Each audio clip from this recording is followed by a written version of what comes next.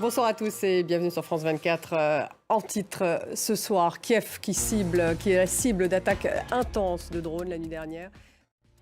Dans 10 minutes, le débat consacré aux élections en Turquie à moins d'une semaine du scrutin. Erdogan est-il fragilisé? Quel est le climat de cette campagne électorale et quels sont les risques de fraude? Quel est l'enjeu pour les jeunes?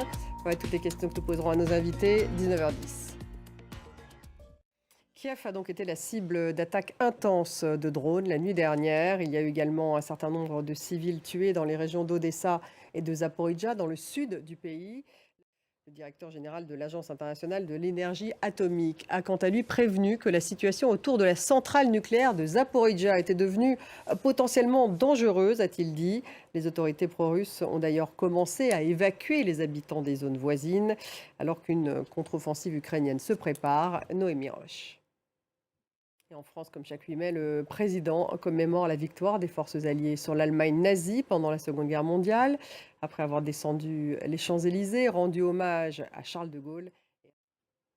Emmanuel Macron qui a donc rendu cet hommage à la résistance française et aux victimes de la barbarie nazie, je cite, dans l'ancienne prison de Montluc où fut emprisonné Jean Moulin. Jean Moulin qui fut arrêté le 21 juin 1943 à Caluire, près de Lyon.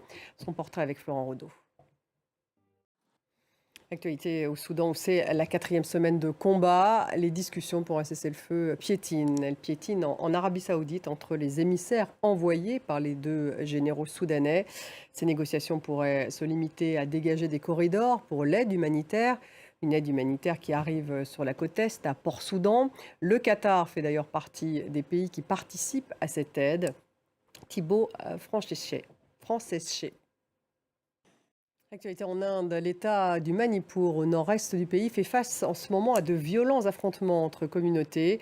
20 000 personnes ont dû fuir. Des évacuations ont été organisées par l'armée. Thibaut Franceschet. Merci de nous avoir suivis. Restez avec nous dans quelques minutes. Le débat consacré aux élections en Turquie. Elles ont lieu dimanche. C'est donc J-6. Erdogan est-il, oui ou non, fragilisé face à son principal rival? Voilà la question que nous poserons à nos invités.